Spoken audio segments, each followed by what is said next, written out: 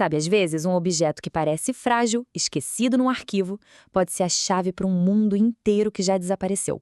Um simples pedaço de tecido, por exemplo, pode contar histórias de rebeldia, de grandes ideias e até das polêmicas que definiram uma nação. Hoje, a gente vai investigar uma peça de roupa com quase 200 anos que está guardada lá nos arquivos da Universidade de Harvard. E isso já levanta a pergunta: que segredos uma veste de estudante tão antiga pode realmente guardar? Vamos mergulhar nessa história. Bom, tudo começa com esta peça de roupa aqui. Uma peça bem curiosa, feita de algodão que sobreviveu por quase 2 séculos. À primeira vista, aparece só um tecido antigo, mas é o ponto de partida de um mistério fascinante. Olhando mais de perto, a gente vê os detalhes. É um tecido de algodão xadrez verde, hoje em dia bem frágil, claro, mas que já foi usado no dia a dia. A costura é inteiramente feita à mão com pontinhos perfeitos. Tem uma franja, uma cintura com um cordão para ajustar e alguns pontos de tensão reforçados, ou seja, foi uma roupa bastante usada. A primeira grande pista veio junto com a peça, lá em 1939. Uma pequena nota identificava a roupa como uma toga, sim, a palavra era toga, que foi usada pelo estudante D.G. Haskins, da turma de 1837. Isso já nos dá um nome, uma data e essa palavra, toga, bem curiosa. Mas, claro, nem todo mundo acreditou nessa história de cara. A primeira reação no mundo acadêmico foi de puro ceticismo. E foi isso que deu início a uma investigação bem mais profunda. O grande historiador de Harvard na época, Samuel L. Morison, ele foi bem direto. Ele escreveu que a peça parecia muito afeminada para ser usada por aqueles demônios beberrões da administração do reitor Quincy. Essa citação é incrível porque ela resume perfeitamente a imagem que se tinha dos estudantes daquela época. E existia um bom motivo para essa fama. Nos anos 1830, os estudantes de Harvard eram conhecidos pela rebeldia. Eles faziam fogueiras no pátio, chegaram até a pendurar um boneco do reitor em protesto. A ideia de que esses jovens usariam uma roupa como essa parecia simplesmente improvável. Só que Morrison, como um bom historiador, não se contentou com a primeira impressão. Ele decidiu ir atrás, investigar, procurar provas que pudessem confirmar ou desmentir a história da tal toga.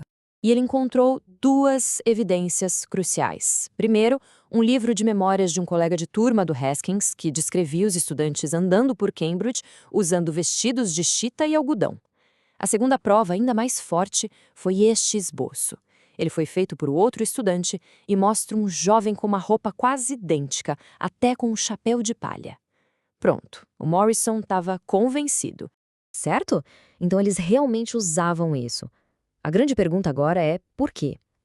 E a resposta não está na peça em si, mas em como ela era usada.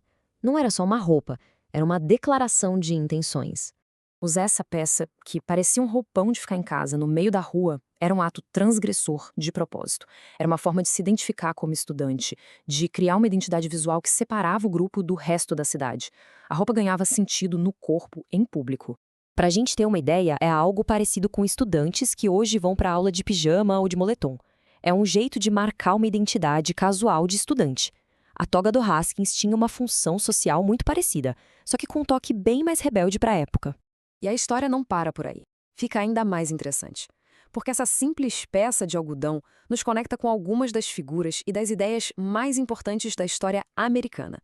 Vamos ver como tudo se encaixa. A década de 1830 foi um período de grande efervescência. Em 1836, Harvard comemorou 200 anos. No ano seguinte, 1837, o filósofo Ralph Waldo Emerson fez seu famoso discurso O Intelectual Americano lá mesmo. E, também em 1837, a ativista abolicionista Angelina Grink viajou por Massachusetts incendiando o debate sobre a escravidão. E é aqui que as peças se encaixam de um jeito surpreendente. O dono da toga, o D.J. Haskins, tinha um colega de classe que ele descrevia como antissocial e indiferente. Ninguém menos que Henry David Thoreau.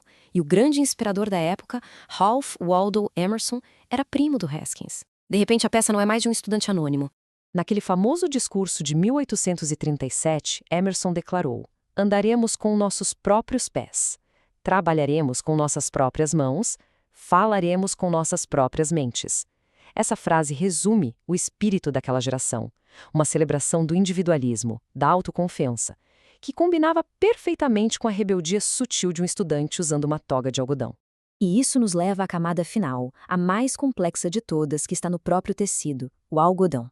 Na década de 1830, algodão não era só um tecido, era o centro da maior e mais explosiva controvérsia dos Estados Unidos. Mesmo em Harvard, a questão da escravidão era uma bomba relógio. O reitor desencorajava qualquer debate sobre o assunto, com medo de irritar os estudantes do Sul, que pagavam as mensalidades. E mais, a riqueza industrial da região dependia diretamente do algodão que era cultivado por pessoas escravizadas no Sul.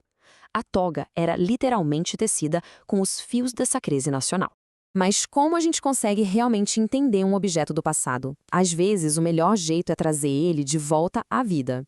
E foi o que fizeram. Decidiram criar uma réplica. Só que em vez de copiar o verde desbotado do original, a equipe usou cores vibrantes para mostrar como a peça devia ser quando era nova.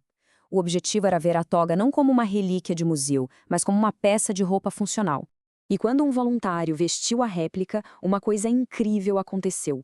Na hora em que ele puxou a cordão na cintura, o tecido que era solto se transformou. Ele criou uma silhueta com ombros largos e uma saia mais cheia, que era exatamente a moda masculina da ampulheta dos anos 1830. Foi um momento de ahá.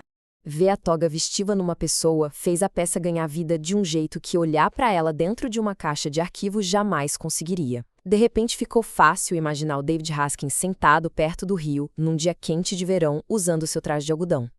E é assim que uma simples peça de roupa de estudante se transforma numa janela. Uma janela para a rebeldia juvenil, para as grandes ideias do transcendentalismo e para a crise nacional sobre a escravidão que estava prestes a explodir. Isso tudo nos deixa com uma pergunta para pensar. Que objeto comum do nosso dia a dia vai contar a história mais completa sobre o nosso mundo daqui a 170 anos? O que será que os historiadores do futuro vão descobrir nos nossos moletons, nos nossos celulares ou até nas nossas máscaras?